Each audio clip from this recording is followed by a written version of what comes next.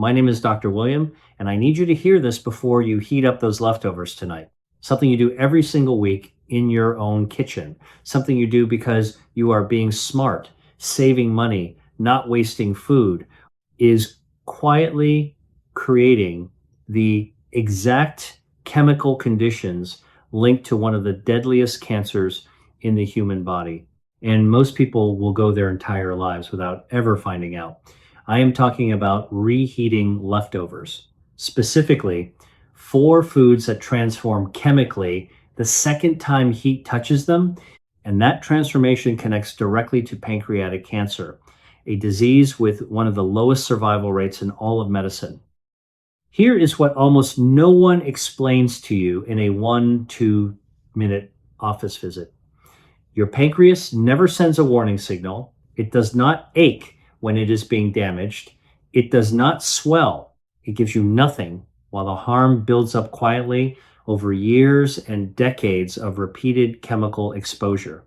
By the time a patient walks into my office with the first symptoms, the back pain, the jaundice, the unexplained weight loss, the disease has almost always been developing for years. The 5-year survival rate for pancreatic cancer sits at around 12%. 12. This is not a disease that gives you a second chance once it appears. Prevention is not just the best strategy here. It is the only strategy that consistently works. And part of what drives that prevention may be sitting in your refrigerator right now, waiting to be reheated for tomorrow's lunch. Drop your age in the comments right now. Tell me where you are watching from. I read every single one, and it helps me understand exactly what to cover next for you. Now, before I walk you through the four foods, I need to give you the chemistry underneath this, because without that foundation, this sounds like alarm without reason. And that is not what I do here. When certain foods are cooked the first time, natural chemical reactions happen. Proteins interact with sugars and heat.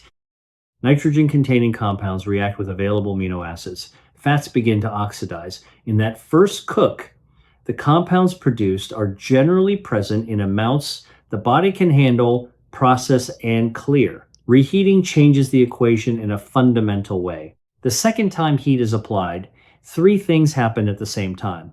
First, whatever protective antioxidant compounds were in the original food are further degraded or destroyed. The biological buffers that would have partially neutralized harmful compounds are gone. Second, the chemical reactions that produce small amounts of harmful compounds during the first cook are restarted, but this time without those buffers. Third, bacterial activity that occurred during cooling and storage has already begun converting certain compounds, particularly nitrates in vegetables, into more reactive and more dangerous intermediate forms. Heat then pushes those intermediates toward carcinogen formation. The specific class of compounds that concern researchers most are called nitroso compounds, also known as nitrosamines and heterocyclic amines. Think of nitrosamines the way you would think of rust on a water pipe. A little rust does not collapse the pipe immediately, but year after year, the structural damage accumulates until something fails. That is what repeated low-level exposure to these compounds does to the cells of your pancreas and digestive tract. Both classes of compounds have been classified by the International Agency for Research on Cancer as probable human carcinogens.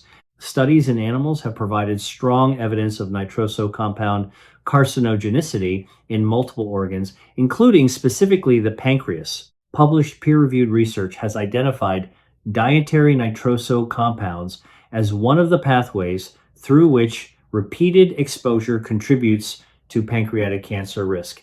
This is not speculation. This is documented in the scientific literature, and it connects directly to the four foods I'm about to walk you through. Now, right here, while this information is still fresh in your mind, I want to point you toward a resource I put together for exactly this kind of conversation. Here is what we have covered so far: why your pancreas never warned you, what the 12% survival figure actually means for prevention, the chemistry of what reheating does that a single cook does not, and why antioxidant buffers matter more than most people realize. Everything I wish I had time to explain in the office, in one place is exactly what you will find inside the complete senior health vault. It is a set of three plain English guides I created: the medications worth questioning, food as medicine, and a manual for understanding your body after 70. The link is in the description, and you can scan the code on your screen right now to go straight there. And stay with me, because the fourth food on this list is the one that surprises people the most. And the reason it surprises them is that the danger is completely different from the others in a way that changes how you need to store it, not just how you heat it. Let us start with food number one: processed meat. Specifically, processed meat that has already been cooked and is being reheated. I am talking about sausages, bacon, ham, deli meats, canned meat, any meat that was cured, smoked, preserved, or processed using nitrates and nitrites as preservatives. These foods already carry a significant concentration of nitroso compounds simply because of how they are manufactured. The nitrites used as preservatives react with amines naturally present in meat protein during processing, producing nitrosamines before the food ever reaches your kitchen. So when you reheat processed meat, you are not starting from a clean chemical base. You are applying heat to a food that already contains documented carcinogens, and that heat accelerates nitrosamine formation. Think of it like this: the first cook loaded the gun. Reheating pulls the trigger a second time in a room with fewer exits. The higher the temperature and the longer the exposure, the more of these reaction compounds are produced. Research examining the specific mechanism of dietary nitroso compounds and pancreatic cancer risk found that high dietary intake of these compounds was associated with increased pancreatic cancer risk. Studies looking at red and processed meat consumption have identified heterocyclic amines, polycyclic aromatic hydrocarbons, and nitroso compounds produced during high temperature cooking as key mutagens, meaning compounds that directly damage the genetic code inside your cells. The practical truth is this: if you are going to eat processed meats, and I am not telling you never to eat them again, eat them fresh, prepared one time only, and never at maximum power in a microwave. That single change removes the second chemical event entirely. Now, here is where it gets counterintuitive. Food number two is one of the healthiest things in your refrigerator: spinach and other high nitrate leafy greens.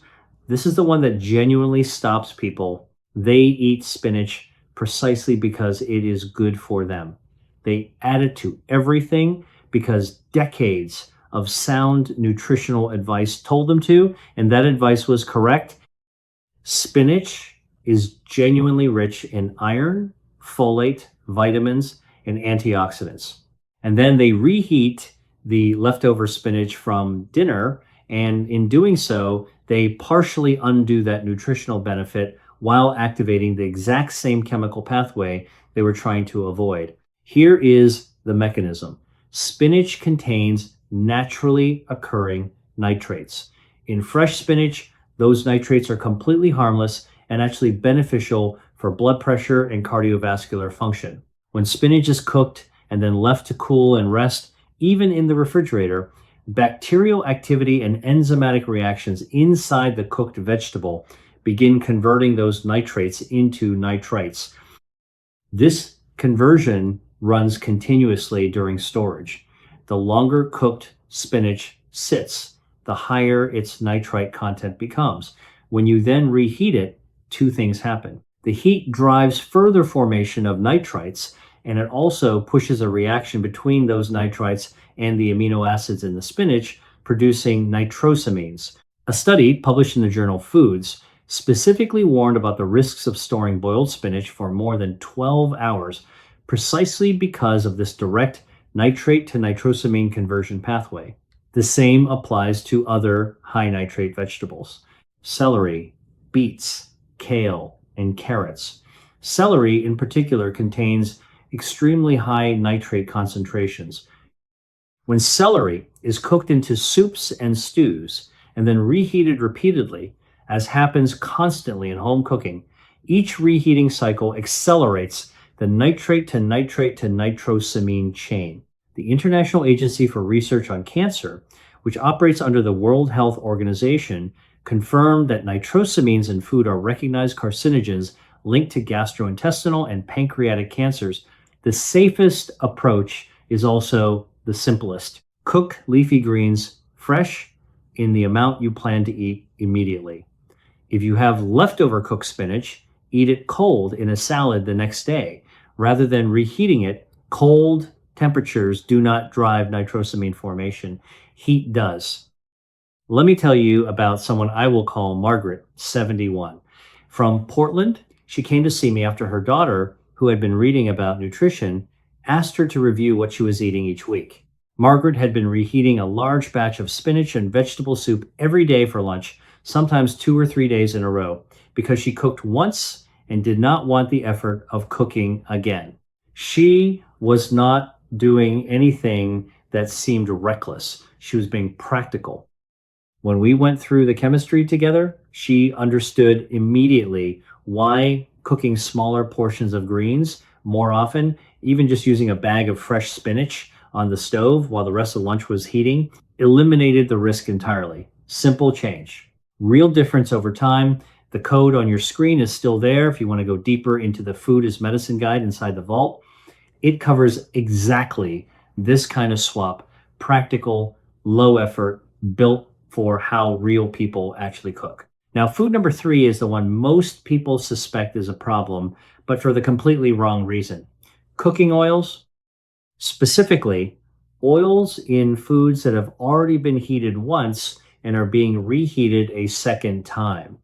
Most people have a vague sense that reusing cooking oil is not ideal. What most people do not understand is the specific chemistry of why and how that chemistry connects to cancer risk. When a cooking oil, particularly a polyunsaturated oil like sunflower, corn, soybean, or canola, is heated to cooking temperature, a process called lipid peroxidation begins. The double bonds in the polyunsaturated fatty acids react with oxygen and heat to produce a cascade of oxidized compounds, aldehydes, including specifically acrolein and 4-hydroxynonenal polycyclic aromatic hydrocarbons. And acrylamide, when starchy foods are present, think of this like a sponge that has already been wrung out once. When you wring it again, the fibers break down faster and what comes out is dirtier. These compounds are genotoxic. They cause direct damage to DNA. When that oil is reheated, or when fried or oil cooked foods are reheated, the oxidation process picks up from where it left off. Each additional exposure to heat compounds the damage. The smoke point, the temperature at which oil begins to visibly break down, drops with each use. This means the oil reaches its toxic breakdown threshold faster and at lower temperatures with each reheating cycle. The concentration of aldehydes and polycyclic aromatic hydrocarbons increases with each heating. The International Agency for Research on Cancer has classified several of the primary compounds produced by repeated oil heating, including acrylamide and polycyclic aromatic hydrocarbons, as probable human carcinogens.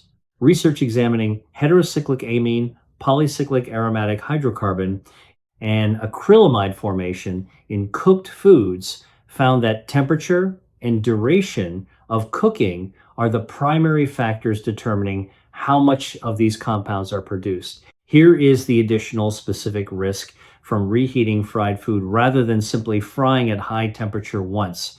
When fried foods are reheated, especially in a microwave, the surface temperature becomes uneven. Some areas of the food reach very high temperatures, while other areas barely warm.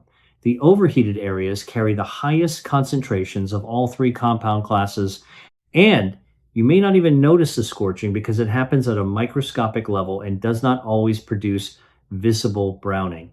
The safest approach: do not reheat fried foods. Eat fried food once, freshly made, immediately after cooking. If you need to reheat other foods, Use an oven at a moderate temperature that warms food evenly rather than burning the surface. And never reuse frying oil. Discard it after one use. And now, food number 4. This one is different from the others in a way that matters. Rice, the risk from reheated rice is not primarily carcinogenic in the same direct chemical sense as the first 3 foods. The risk is a heat resistant bacterial toxin. That word heat resistant is the part most people miss. Reheating does not destroy it. And this toxin has documented links to intestinal inflammation, which is itself a well established risk factor for gastrointestinal cancers after repeated long term exposure. Here is the mechanism. When cooked rice is left at room temperature, and research shows this happens routinely in households, that cook rice in large batches, a bacterium called Bacillus cereus activates. Its spores survive the original boiling process and lie dormant in the cooked grain. At room temperature, those spores germinate and the bacteria begin multiplying rapidly. This bacteria produces 2 types of toxins. One causes vomiting within hours. The second causes diarrhea and is produced specifically during the storage phase, not after reheating. Here's the critical point that most people do not know. When you reheat the rice, you kill the bacteria. But the toxins those bacteria already produced are heat stable. They survive full microwave reheating. They survive stovetop reheating. The bacteria are gone. The toxins remain in the food. In the short term, those toxins cause nausea, vomiting, abdominal cramps, and diarrhea. Unpleasant, but survivable. In the long term, and this is the connection most people are never told, repeated exposure to low levels of bacterial toxins from improperly stored and reheated rice contributes to chronic intestinal inflammation. Chronic inflammation of the gastrointestinal tract is one of the most widely documented pathways leading to gastrointestinal cancers. Each time the intestinal lining is irritated by heat-resistant bacterial toxins, the inflammatory response leaves microscopic damage. Over years and decades of weekly exposure, that accumulated damage creates the cellular environment in which cancer can develop. The relationship between chronic intestinal inflammation and gastrointestinal cancers is one of the most replicated findings in cancer epidemiology. The protocol for rice is specific and simple. After cooking, cool the rice quickly, within 1 hour at most, and refrigerate it. Rapid cooling prevents the temperature from staying in the bacterial growth range long enough for significant toxin production to occur. Keep it refrigerated for no more than 24 hours. When reheating, reheat only once. Make sure it reaches very high temperature throughout, not just warm in the center, and never reheat rice a second time. Cook rice in smaller amounts so there is less left over if you currently cook rice in large batches to save time.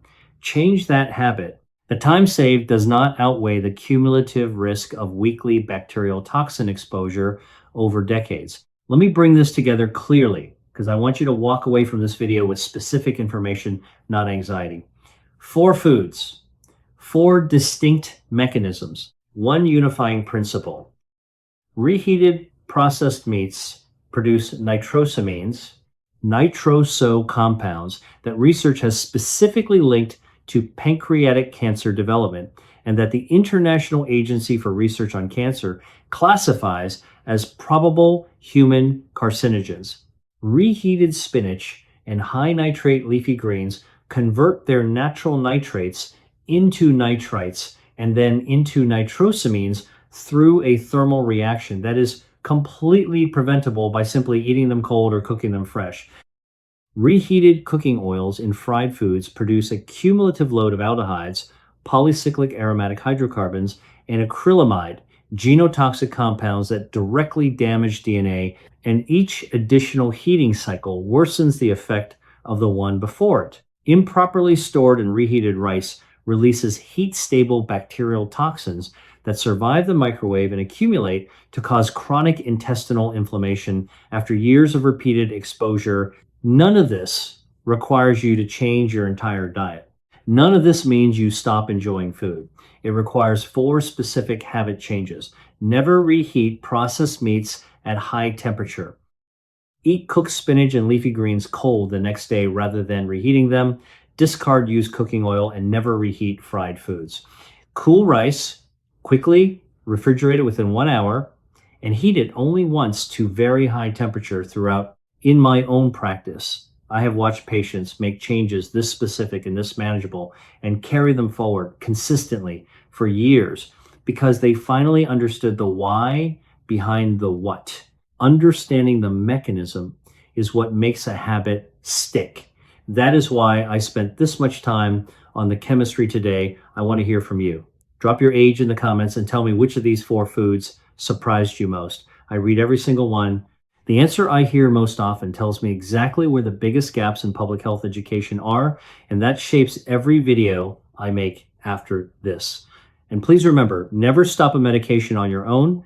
Bring any changes, including dietary ones that might interact with what you are taking to your doctor.